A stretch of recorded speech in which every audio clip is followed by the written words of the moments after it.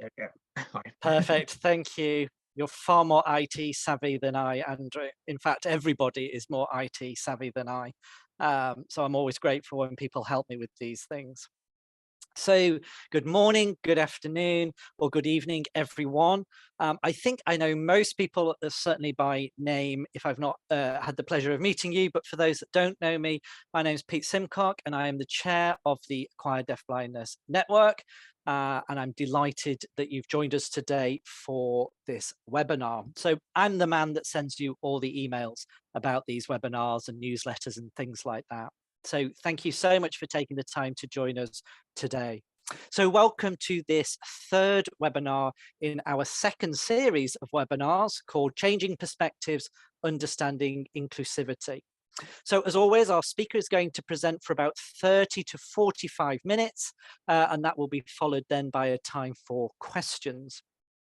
If at the end you do have a question, please type it in the chat, and either myself or Andrew will pick that up in the chat, or alternatively, put your camera on, unmute yourself and speak your question.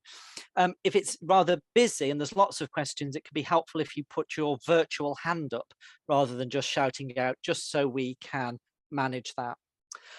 Please, can I also ask that you ensure that you are muted during the talk so that we can all hear our speaker effectively and that there's no background noise. So thank you. As I've said, it is being recorded, and a link to the recording will be made available to members as soon as it becomes available to me. So we'll get that sent out. And huge thanks to members Joe Brady and to Caroline Cahoon, who help with transcribing and translating transcripts of webinars so that we make them as accessible as we can. I'm very grateful. It's a lot of work, so I'm very grateful to them so that we can make our webinars available. So that really is enough from me, and I'm delighted to introduce our speaker today, Associate Professor Dr. Walter Wittich. Walter is an Associate Professor at the School of Optometry at the University of Montreal, Quebec in Canada. He conducts research in dual sensory loss and acquired deafblindness, with a particular focus on the rehabilitation of older adults with combined hearing and sight loss, and has published over 100 papers in the field. Walter is the inaugural chair of the Deafblind International Research Network, a network I know many of you are also members of, as well as this network, and is the chair of the Visual Impairment and Rehabilitation Axis of the Quebec Vision Health Research Network. Walter is a fellow of the American Academy of Optometry and is Quebec's first certified low vision therapist. Walter and his work in the field have been an inspiration to me personally. So I'm really delighted that he's joining us today, taking time out to join us today for this presentation. So Walter, without further ado, I'm handing over to you. Thank you, Peter. You're most kind in your introduction. And thank you for all of you to taking the time to join us today.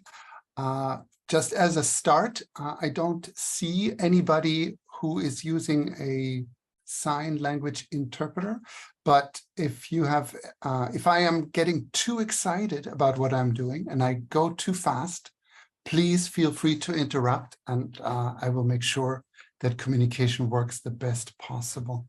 So let us jump right in, and let me tell you my story of today, which is basically, what is an ICF Core Set and why would we ever want to need one? I'm also acknowledging a long list of people here that are working with me on this project, which is supported by a large set of collaborators. And I'm actually going to start out first by acknowledging that I'm speaking to you today from Montreal, which is located on unceded Indigenous lands. The Kanien'kehá:ka Nation is recognized as the custodians of the lands and the waters from which I present today. And Tiohtià:ke, commonly known as Montreal, is historically known as a gathering place for many First Nations. Today, it is home to a diverse population of Indigenous and other peoples, and I want to express my respect for the continued connections with the past, the present, and the future in our ongoing relationships with Indigenous and other peoples within the Montreal community. And I encourage you to visit whos.land, which is an interesting way of displaying how the different tribes in North America view land. I want to quickly acknowledge various sources of funds specifically relevant for today, Canadian Hearing Services and the Deafblind Ontario Foundation, but I don't have any conflicts of interests with the content for today. Now, I mentioned that we have a large team that is working on our Core Set project, and I want to quickly acknowledge them. The beauty about this project is that it literally is represented across every continent and every region of the World Health Organization. It's a wonderful and large collaboration, and we can talk about all of these collaborators a little bit more in detail later if you desire. So, what is the WHO ICF, the World Health Organization's international classification of functioning disability and health? The easiest way to explain this or to think of it for me is that the ICF is a way of thinking. What I mean by this is that if you want to conceptualize an idea, if you want to present a way of how we can try to understand functioning of an individual in the presence of a health difficulty or a disease or an impairment, the ICF is one way of looking at this. There is, of course, an official definition that this is a classification of health and health-related domains. It's a framework for measuring health and disability, both at the level of the individual, but also at the level of population information. I find this definition a little bit more abstract and academic. So to me, the way of thinking is a better way of describing it. Now, what does it mean? What does it look like? Most people will be familiar with the ICF picture, this framework image where you start out looking at a specific health condition, can be any disorder or disease, how it influences aspects of the body structure and function, the activities that we engage in and our ability to participate, and how these variables are influenced by environmental and personal factors. So if we look at this in the context of deafblindness, the International Classification of Diseases actually has a code for dual sensory impairment. So here we're talking about deafblindness as the disease or the condition or the disorder that is of interest for us. And so now we could, for example, look at how assistive technology, which is considered a part of the environmental factors, influences communication, which is considered part of the participation context of the ICF. And so now see how any aspect of functioning, any aspect of restrictions or limitations or impairments could be viewed and described inside of this model. This is basically the purpose of the ICF. What fewer people know is that behind this network, there are the famous codes. They used to exist only in the format of these red books, but they also now exist online. And so you can basically find a code that describes and links to any specific aspect of those 4 domains of the body functioning, the activities and participation, the environment or the body structure. There are no codes for personal factors at this time, so I will be ignoring those completely today. So if you look, for example, inside of body functions, you can find various definitions of what the ICF means by that. And then there are codes underneath the body functions. For example, within B2, you will find codes that relate to seeing and to hearing, which of course, obviously would be the most obvious ones in the context of deafblindness. If you have too much time in your life, you could explore all 1,400 and something codes that exist within the ICF. It's probably more than you ever wanted to know, but just to give you an example, there are codes within hearing about sound detection or sound localization. Within vision, you will find codes for acuity, but also for color vision, for example, or contrast sensitivity. So there are codes that are assigned to all and any of these types of functions. Now, the real question, and this is probably the question we're trying to address today, is why would anybody use this? right? And so this is a really interesting question because depending on who you are, there are different answers to this. So for example, if you work in an insurance company, you may not know the first thing about deafblindness, right? It's not part of your training. It's not part of your interest necessarily. But if you are in a position where you have to make decisions about which kind of services need or want to be supported by the company that you're working for, then places like the ICF and specifically the core sets that are unique to an impairment or a disability might be the perfect starting point. So it turns out that there are a lot of people out there in the world that have decision-making power, in our case, about deaf-blindness related things, but they don't necessarily have training or expertise in this. And so they don't necessarily know where to look. The same thing applies whether you are a decision maker in a ministry, whether that is health and social services, education, or some other ministry that has services that are regulated for the context of deafblindness.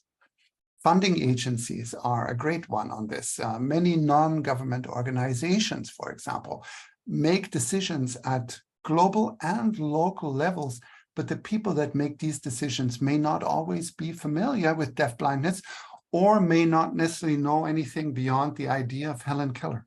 Right? So we try to educate and spread the word. It is also interesting that within health and social service providers, like let's say a hospital administrator, may be trained in one specific aspect of health, but not in sensory care. And then, of course, there are lots of researchers that have something to gain and something to learn here. And I will come back to the topic of priority domains and gaps in research, because that's really one of the things that I am after. So I will come back to this a little bit later. So what does a core set look like? Overall, like I said, there are over 1,400 codes. This is difficult to use. So what do? You try to reduce this number, and you try to come up with a shorter list of codes that are specific to a disorder, in our case, deafblindness. And you want to make this clear and very specific that everybody's talking about the same thing.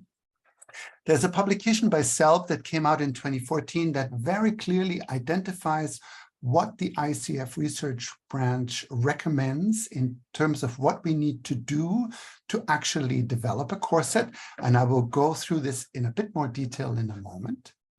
And then when you're done with all of this, you can have general core sets. These are a little bit more extensive.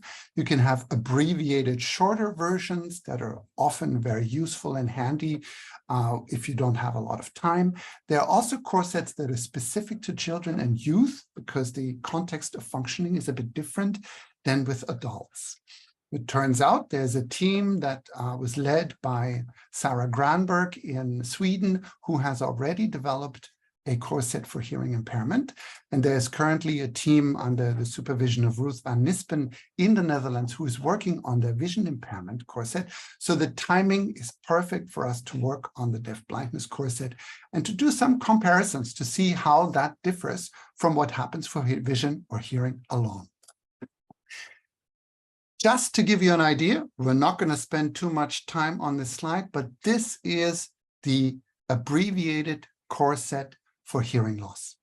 So there are codes identified that are the highest priority for body function and structure, for environmental factors, and for activities of participation.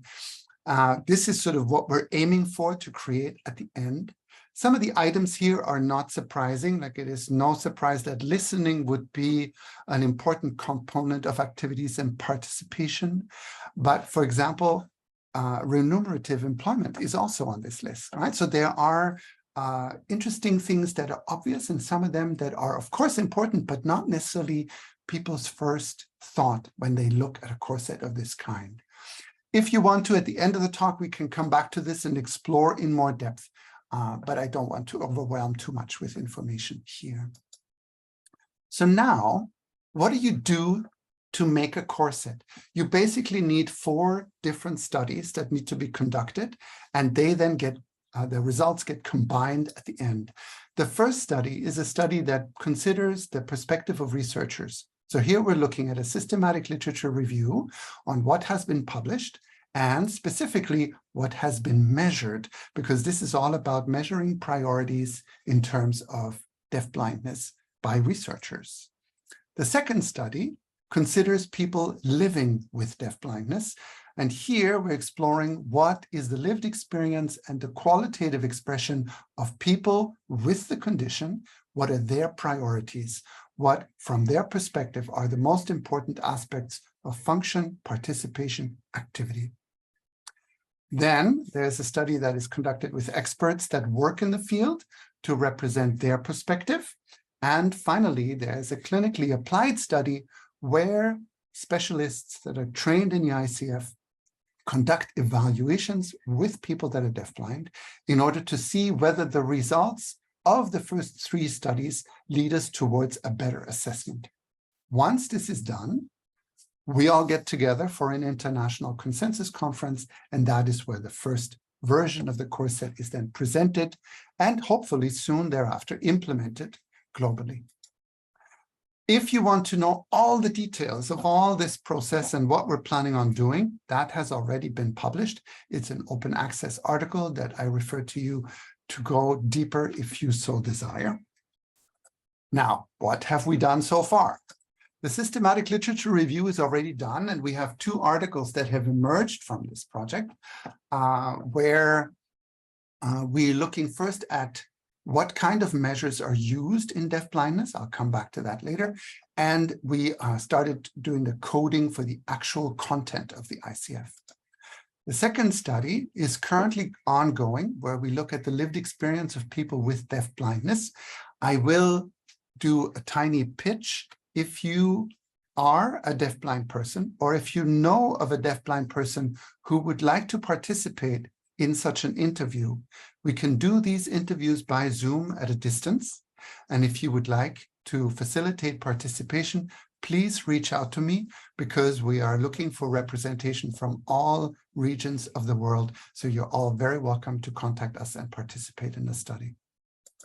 Many of you know about the expert survey because we conducted that last winter. The data collection was going on in December. We've now finished the data analysis. I'm writing the paper that comes out of this, and I will show you the results in a few moments. Finally, the empirical study with the clinical assessments is prepared for this, is planned for this fall, and I'm currently applying for ethics approval for this project. Ethics is, of course, a big topic, especially with an international study of this kind. And so there are various places where we already have ethics, some others where these approvals are currently ongoing. I'm just mentioning this because it's an interesting piece of the puzzle that often people don't consider. So when we look at the outcome of our systematic literature review, like I mentioned, there are these 2 studies that are currently under review. A few interesting things emerged that I wanted to point out today. The first one is we identified the 3 most frequently used standardized measures that are used in research when working with adults that are living with deafblindness. The first one is a depression scale. The second one is a scale that examines cognitive function. And the third one is a scale that evaluates activities of daily living. So it's very interesting that the researchers most frequently choose to evaluate mental health, cognitive development, and the ability to conduct activities of daily living. Keep in mind, these are measures that are used with adults. The situation is slightly different with children, and the measures that may be applied are different as well. They're not always designed to be that easily administered with children because of the question of self-report. It also turns out, and this is really a stunning reality in our world, that in the literature review, there were only 3 measures that we could find that are designed specifically for people living with combined vision and hearing loss. There are many measures that measure vision and many measures for hearing, but these are the only 3 we found that are created for the coexistence of both. Some of you may be familiar with the deafblind supplement of the Inter-RAI Community Health Assessment. It's a large and extensive evaluation tool that is designed to specifically consider activities and limitations in the context of deafblindness. We found the GoCC for All survey, which is a study that was looking at the access to television, and they designed a measure for their study. And then finally, there's something called the Usher Lifestyle Survey, by definition here, about quality of life in Usher syndrome. But there are very, very few such occasions that a measure is actually designed to consider both senses in parallel together. Now, this here is the proportional coding outcome of our literature review, and I'm going to completely ignore this image for now. I just wanted to let you know that we have a result like this, and I will interpret this for you a little bit later. So this is the outcome of the literature review when we actually apply the ICF coding, but I will come back to that later. So the expert study, we finished in the winter. We've been working hard to do some coding on what's going on with the opinion of experts, but I want to show you what happened there today. We had 727 responses to our call for experts in deafblindness globally. And I was simply awestruck by this number. I think it is amazing how many people came forward to respond basically to our 6 online questions here, which are questions about body function, structure, activity of participation, environmental variables, and personal factors. And you can see that these are the 6 parts of the ICF that we are trying to investigate here. So 727 people responded, but it turns out the survey was qualitative, which means it requires you to sit down and write something, and that's less popular. So it turns out 493 of the people who started the survey did not finish. Only 221 actually responded to our questions. And so what we then decided to do, instead of analyzing all 221, we chose 105 of these with a couple of reasons. The first one is we wanted to prioritize to have representation from all regions in the World Health Organization, have representation about as many countries and as many professions as possible in order to spread this. We also decided to give preference to responses that actually used more than one word in their response. And then we were a bit constrained by the linking process in terms of the amount of time and money we have of how much we can code. So 105 people to represent all of this worked out quite well.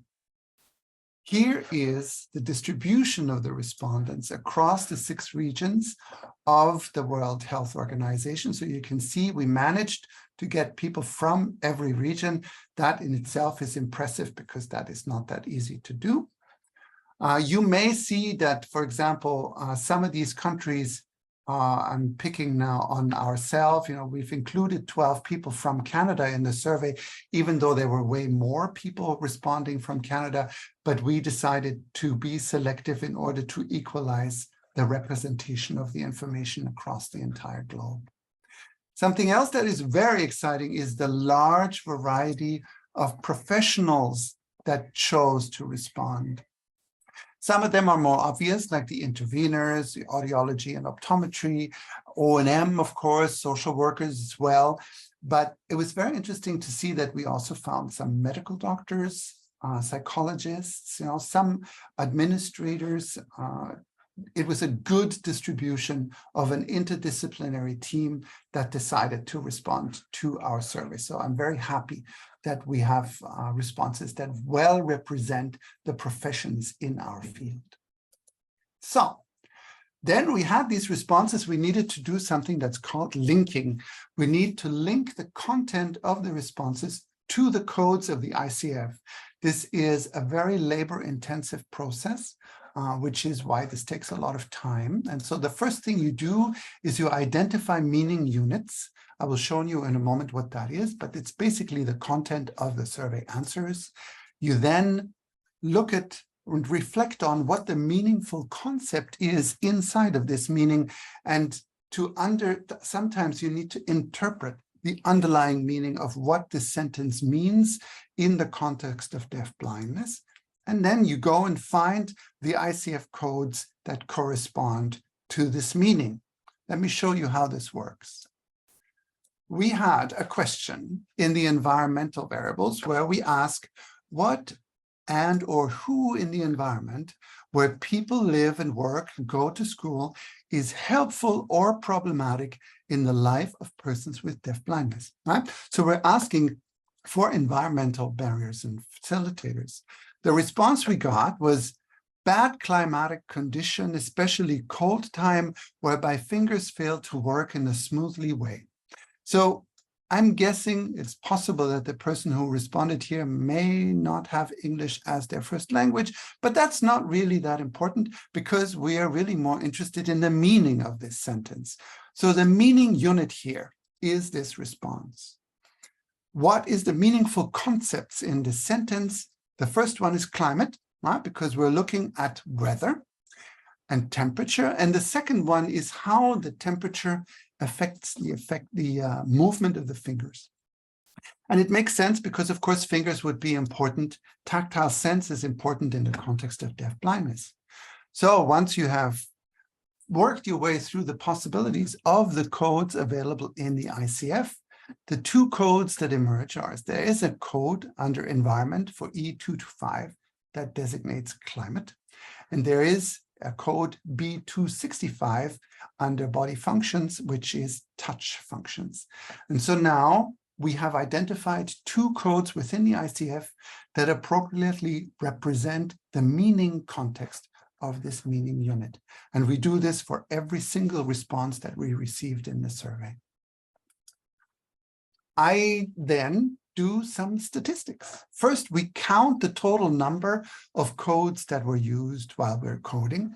Then we count how many participants used any one particular code. And then we calculate the proportion of codes because only the codes that are used at least 5% of the time actually stand a chance of moving forward. We need some kind of minimum agreement in order to move forward by assigning that a code is actually relevant. And so the break for that is 5% of the participants have to use the same code. And then we sort them by frequency. So we know that the things that are mentioned the most are likely the more important ones. And then we also look at the proportional distribution of these codes, and I'll come back to that in a moment. So here, for example, for body structure, it's not entirely surprising that the most frequently mentioned code are ears, eyes, and related structure, and the hand and the brain, right? So it makes sense that these are all things that are relevant in the context of deafblindness. In terms of body function, of course, hearing and vision would be at the top, but also very interesting that cognition is mentioned a lot, as well as temperament and emotion. So these are all variables that are important in the context, according to our experts. If we look at activities and participation, no big surprise, makes sense that communication would be the topic number one. Carrying out daily routine is also a very interesting topic, and I'll come back to that a little bit later as well. But then we look at mobility, about learning, and about community life. The top environmental variable is called other professionals. What is meant by other in this case are professions that are not part of the medical system. So this would be sign language interpreters, for example. Interveners fall into here. Also, social workers are considered part of this group. Then the second frequent code was immediate family, and then we look at support and relationships in general. So what you can see is that this is very top-heavy towards the resource of people. We then have, of course, technology and products that are acknowledged as well, but the top four of the top five are actually about people. Now, coming back to this colorful picture of mine, what we can also do is we can simply look at the overall proportion of codes that were used in general. So you can see that there are very few codes about body structure. There are also very few codes about personal factors, and that is to be expected. There's not that much information that people can give us. But it turns out when we look at body function, activity participation, and the environment, they are considered roughly equally often by the experts. What's then interesting is that within body function, though, things are a little bit more unequal. And the largest proportion of codes was people talking about the importance of mental function, about cognition, about various aspects of what the brain does.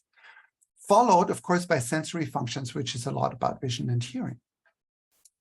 When we look at the distribution of the aspects of activities and participation, they are all relatively equally mentioned, except D6. D6 specifically refers to activities in the home. And that makes a lot of sense that if you talk about children, for example, it wouldn't make sense that children would be responsible for activities in the home. That would be the parent's job. And then when we look at the environment, the majority was about support relationships and then also systems and services and policies. I was a bit surprised by this as a researcher because I would have thought that this would be more heavy on the use of technology. But it turns out that the expert opinion really is that what's most important here are people and policies and systems. So now you can do something interesting. What you can do is you can compare how these proportions compare to what happened when we were coding the outcome of the systematic literature review. And that is the image I showed you earlier that you've probably already forgotten. This is what this looks like. So on the right, you have the proportional mentions of the literature review, and on the left, you have what the experts are telling us. This is a bit of an overwhelming slide, so let me show you a few pieces of interest. The first thing is, when we look at the measures that are used in research, you get a lot more detailed information. These measures are standardized to use and address all sorts of aspects of functioning, much more so than what we get when we interview people. So some of the factors that are mentioned in the literature were never mentioned by experts. The second piece that's interesting is that the distribution of priorities in activities and participation is not as equal in the literature as it is considered by the expert. For example, most of the measures look at learning and applying knowledge, at communication, and at interpersonal interactions and relationships. There could be a couple of reasons for this. It could be that this reflects the kind of measures that are available. Right? So maybe there are fewer measures available to look at other aspects of functioning and activity, but these are the ones that we focus on in research up till now. The third piece is followed what was my instinct as a researcher. While the clinicians highlight the importance of support and relationships, the majority of the research focused on products, technology, and the accessibility of the environment. There could also be a couple of interesting reasons here. This could be that that's the priority of what is possible for researchers to get funded. Huh? It could very well be that that's one of the reasons why most of the measurement was done on these aspects. So we're still exploring this, but I think that the point for me here is that we have differences in what the priorities of the research literature are versus what the experts are telling us. And as you can guess, the question that I can't wait to answer is, what does this figure look like when we get the responses of people living with deafblindness? Because they may agree either with the experts or the literature or neither. It could be very different. So that's going to be the next step. The qualitative study is now going on. We're going to create another comparison of this kind. And then we're going to combine all of this information to create an assessment that is based on these variables for the empirical multi-center study. And then hopefully sometime next year, we will be able to present all of these outcomes to a consensus conference. And the purpose of the consensus conference is to bring people together from all of these populations, the researchers, the experts, and the people with lived experience, in order to then combine the priority variables that have emerged in each study, present how this worked out during the multi-center study, what the barriers to assessment may have been, and then agree on what shall be our first version of the core set for deafblindness. And then we'll see how it is implemented and adapted thereafter. So that is my story today, the story of the things of why would we ever want to do this and what do we need to do next. And I'm glad that it works out well for timing for us to discuss as much as possible. And if there are any aspects of these slides or this presentation that you want to look at closer or discuss, we've got a bit of time. There you go. Walter, thank you so much for an incredibly interesting presentation and beautifully and so clearly presented. What an amazing piece of work that you are leading. Really enjoyable. I can see and beautifully timed, Walter. You asked me to keep an eye on the time. I didn't need to do anything. It was beautifully timed, so made my job a lot easier too. We've already got some hands up, I think, or people were clapping perhaps. Does anybody have any questions? Either put them in the chat, or if you prefer, please do unmute yourself and ask a question. I know I've got a question, but I want to open it up to the members first. So any questions anybody wants to ask? There is a comment in the chat from Leda that she really liked the comparison with the literature review and the when the two were put together, I was impressed. This is a very structured approach, and I love it. I love it. You mentioned example. You said that. Sorry, I had a question, but I think you answered it further down. I wanted to hear an example of what sort of things were in the literature, but not mentioned by experts. But I think you did say later on it was technology, adaptations to the environment, or the environment in general. Yes. Is that correct? Yes, so it is adaptations to the environment and assistive technology that are usually the research priority. I'm not saying that this is the only thing research does, but that is what most of the literature does that we ended up reviewing. That is fascinating, and I like the possible answer that you gave. I think I need to watch your talk back, and then I may have come up with a lot more. There's a lot packed in there, so I might bother you in the future. No, as I am writing this article, of course, I have to also present some of interpretation of this. So this is one of the interpretations, but I will give you another alternative that I find interesting. So the research literature highlights technology. It's sexy, right? We can find money to conduct research about that, and we can measure it. We love measuring things. But why is it that the clinicians, the service providers, the experts highlight the importance of systems and services? What might be the reason? And the support and relationships. And there may be an interesting bias in here because these experts work inside of these systems. It is the systems that pay them many times. So maybe they think this is important because otherwise they wouldn't have a job. Huh? But it's very interesting to see that some of the priorities may be influenced by who we are asking. That's right. And I can offer another possible interpretation, because I've been thinking a lot about, our field and technology, and the fact that there are so many advances and so many apps, so many things that can be used to support people, deafblind people.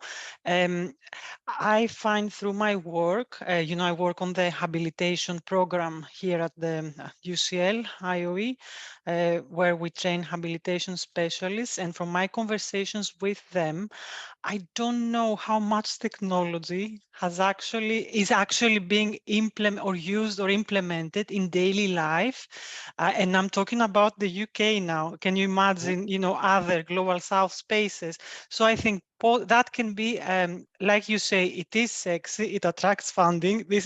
Sometimes I feel this is what everyone should be doing at the moment. There's this tendency for those apps and all those inventions, but I don't know. So my students, for example, might mention, oh, well, the apps don't work depending on the, if it's an Android or, so you're actually in the classroom with the child. It's a real, everyday interaction, and you can sort out, the different things. So maybe it's not where we think it is yet, across the globe. I think that's what I've been thinking. I may be totally wrong, but it's a very interesting discussion that I've been thinking a lot about technology lately.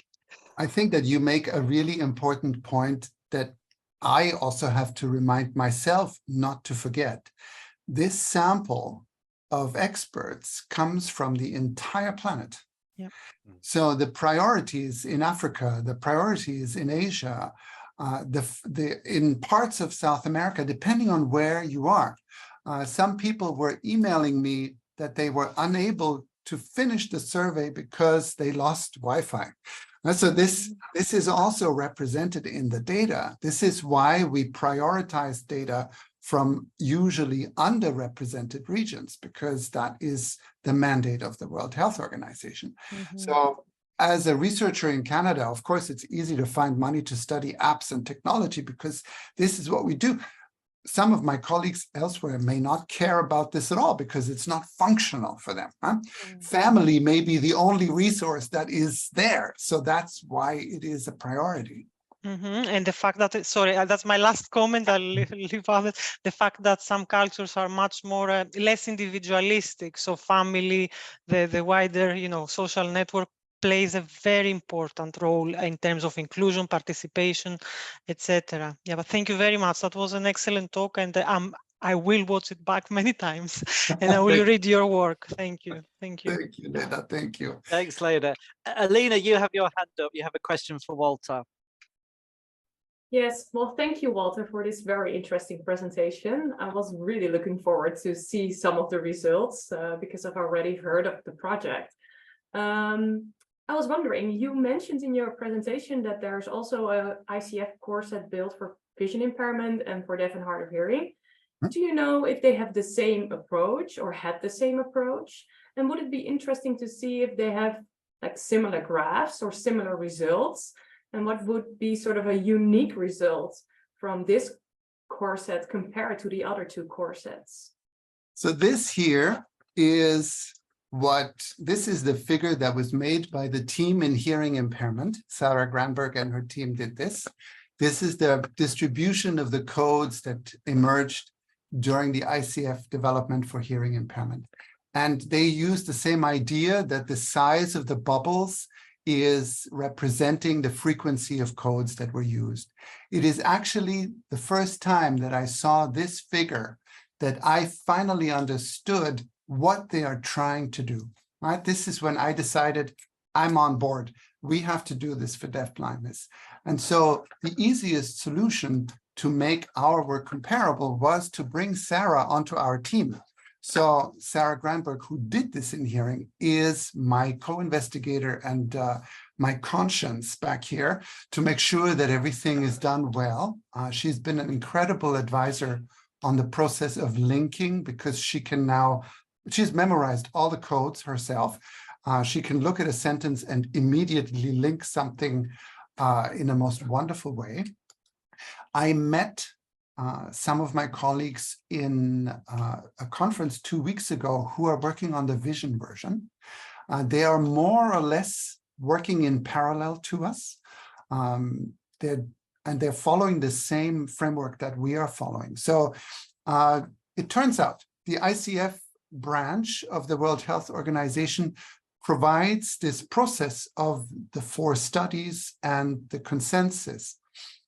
But it turns out in the past, not everybody has followed every step.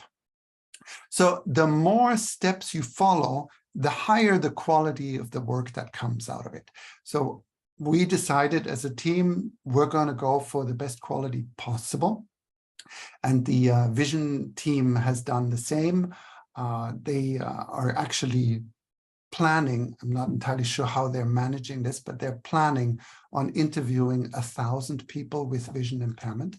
They're going to do this online, and I wish them well, not so much for the interviews, but for the coding, because that's going to be a lot of work.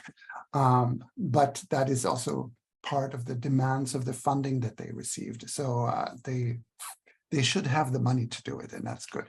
We are working on a much smaller budget. But these three teams, we are constantly communicating with each other.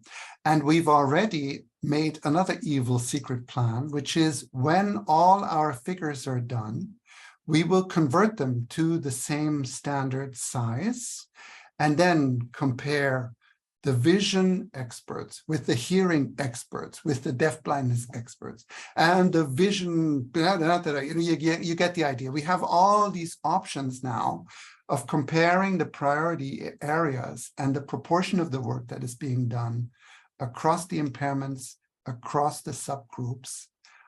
It'll keep me busy for a couple of years, there's no doubt. No, thank you. Very interesting. I'm very looking forward to those comparisons. Thanks, Aline. Thanks, Alina. Does anybody else have a question? There is a question. Ellen, if I can come to you in a moment, just picking up one in the chat from Monica, but you felt, Monica, that it had been answered through other discussions. Was there anything you wanted to add, or do you feel that question has been answered, Monica? I think so. I think anybody can see it in the chat, and if they want to expand on it, but I think by and large, yes, it has been. Great. Thank you.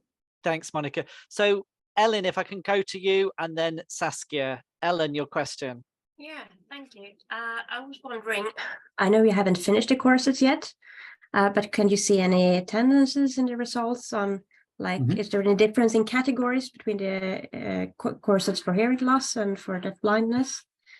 So the most striking difference, one of the metrics that we can calculate is we've got all of these different categories of codes. How many of these categories are actually represented in the codes that emerge by being used by more than 5%? When you look at the hearing core set, 54% of the categories in total were relevant and mentioned in the context of hearing. Now, the hearing people interpreted that as a good indicator of the multidimensionality of hearing loss.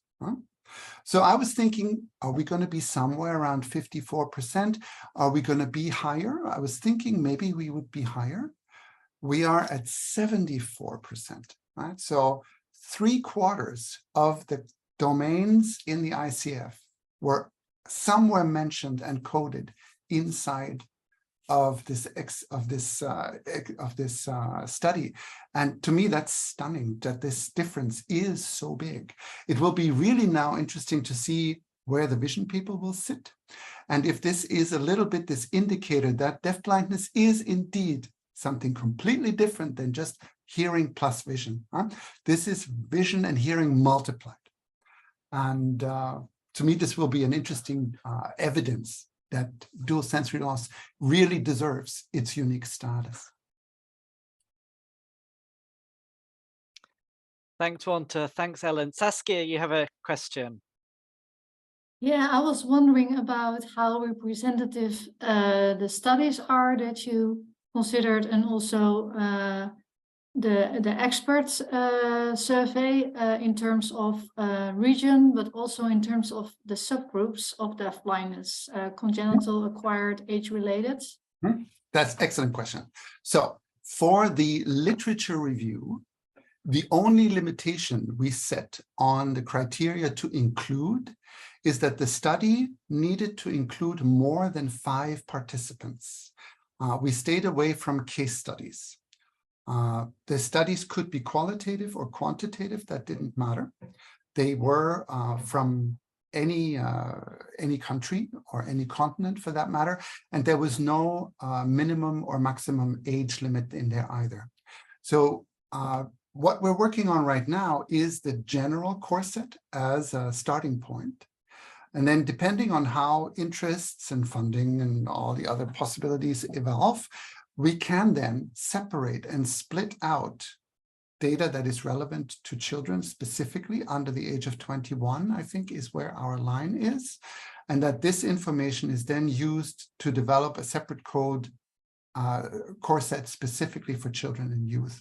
This is possible with the literature. This is also possible with the expert surveys, because many of the respondents specifically talk either about children or about adults or older adults, or specifically mention that this applies to all age groups. This is a bit more work because we would have to get deeper into the data, but it would go faster because the coding is already done.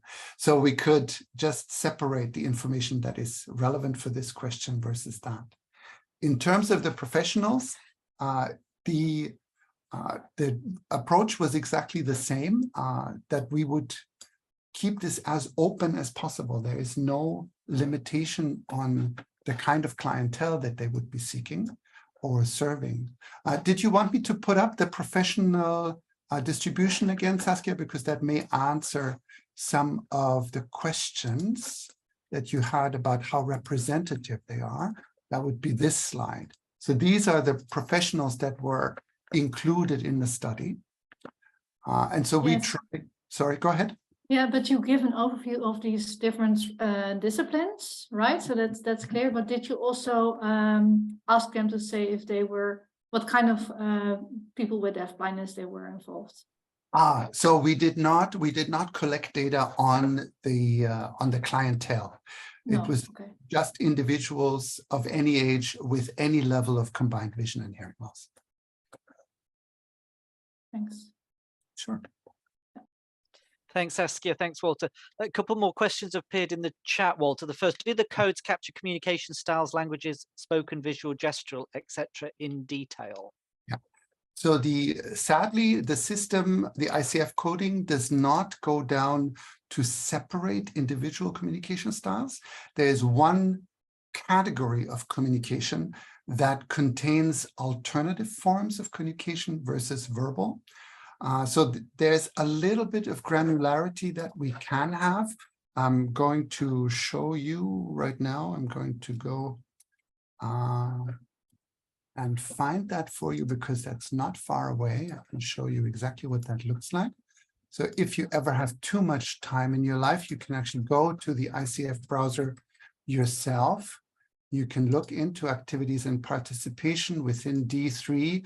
You will find the codes for communication.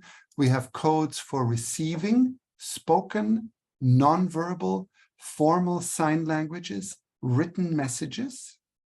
And then for producing, we have codes for speaking, whether that is sound, whether that is simple spoken or complex spoken messages.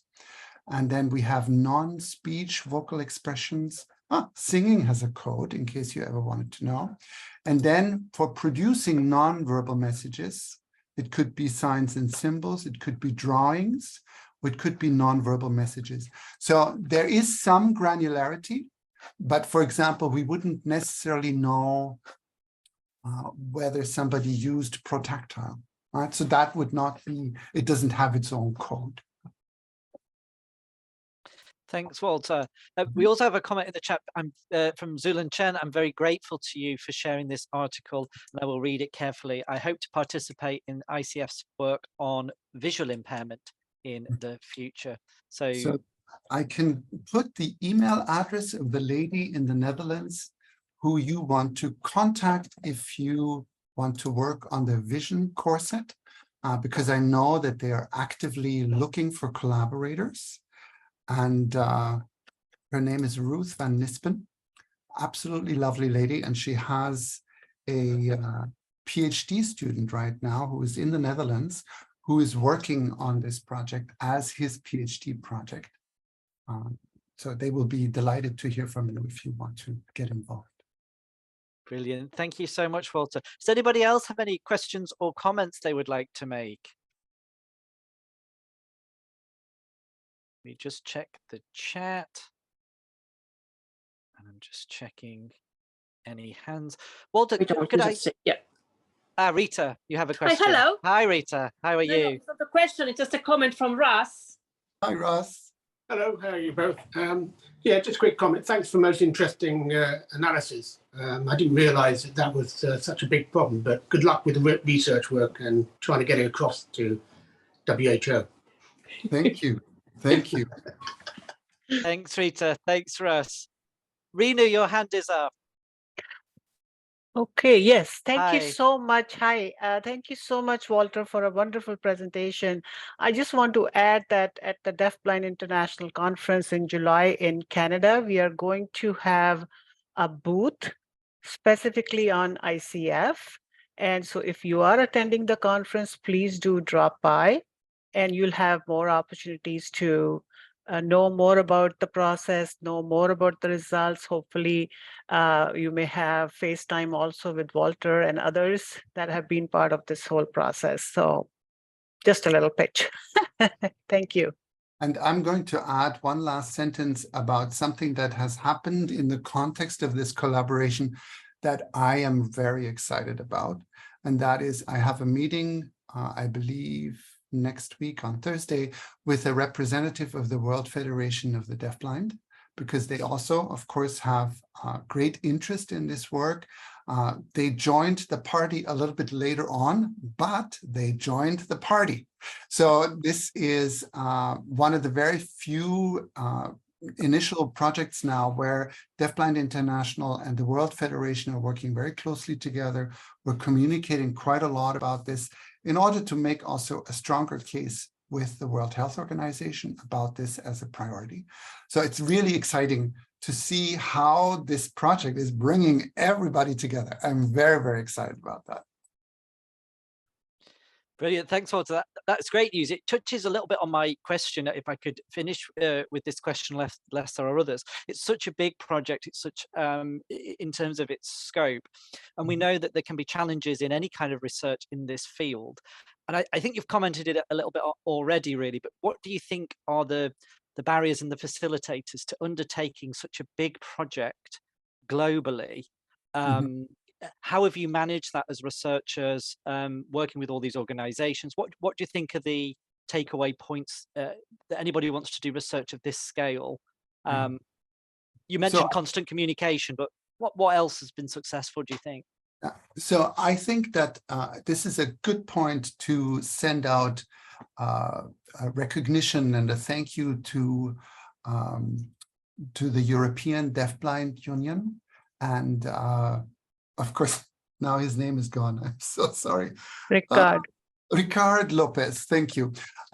Because this is really the brainchild of Ricard, who has brought this to the board of Deafblind International before I even got involved. The reason that I've stepped into this role of the research leadership is because there are entire aspects of this where you need to be a researcher, but you need to be a politician like Ricard to then take some of these things further. That's not really what I do, right? So what is a big facilitator here is that there are different people with very different skill sets that all have a common goal. I could never do this alone. Ricard could never do this alone. Deafblind International couldn't do this alone, right? And so I think that the biggest challenge was to find the common thread, to then keep communicating with each other about that. And, you know, we're people. We will run into each other once in a while. There is going to be, I want this, no, I want that. And that's perfectly fine. That's perfectly normal. But above and all that is always a goal that is larger than any of us. And as long as we keep remembering that, the project has moved forward amazingly. Something that I have learned in the process is to ask for help in ways that I hadn't thought of before. You know, that I wouldn't know how to recruit anybody in Africa. I don't know where to start, right? But other people do. And so I think that that's really the secret behind the project, is that we keep talking to each other about what we don't know, and that we're all doing this for the same reason. Brilliant. Thank you. Such a positive message to end on, I think, Walter, and just a huge congratulations to you and everybody involved in this project. I think it's really inspirational, and to hear you talk about the role it may have in terms of evidence of the unique nature of deafblindness. So it makes me so keen to keep an eye on this project and what else comes from it. Leader, you have a last question for us. No, it's just it's just a clap. I told you my technology wasn't that good. I can't even distinguish virtual hands from clapping. So, Walter, huge thanks there's a number of clapping now. It's been such an interesting afternoon for all of us. Thank you so much for spending time. To bring it to a close, I've got some messages as always to finish with. So just a reminder, everybody, that it has been recorded, and I'll get the recording of the webinar out as soon as possible. I think like you, Leader, I'll be watching it a few times. There's so much information in there that I really want to go over it again and take that information out. The next edition of our newsletter, ADBN News, should be out sometime in June 2023. So do send any items of interest that you have, or anything, requests for information from the membership. Do let me know, and I can put that in the newsletter.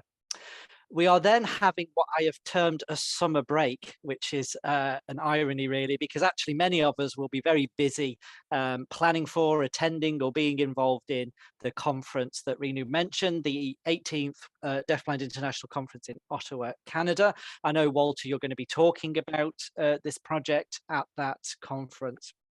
However, we do have a fourth and final webinar in this series, and that's going to take place on Tuesday, the 5th of September.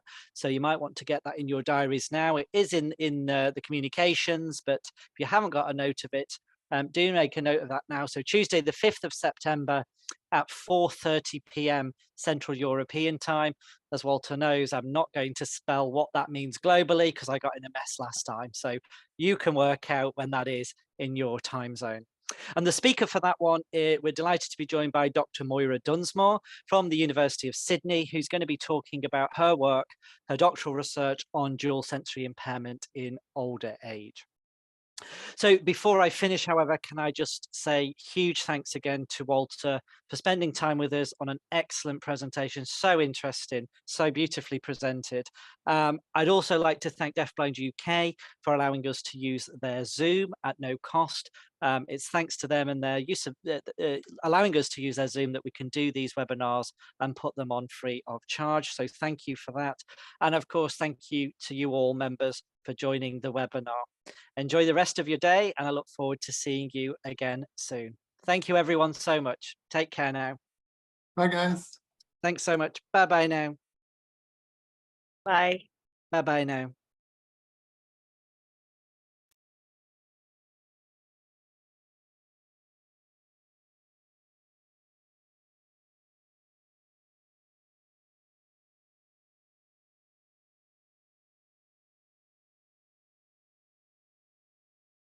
Okay. Are you able to stop our recording now, Andrew, for me, please? That would be brilliant. Thank you so much.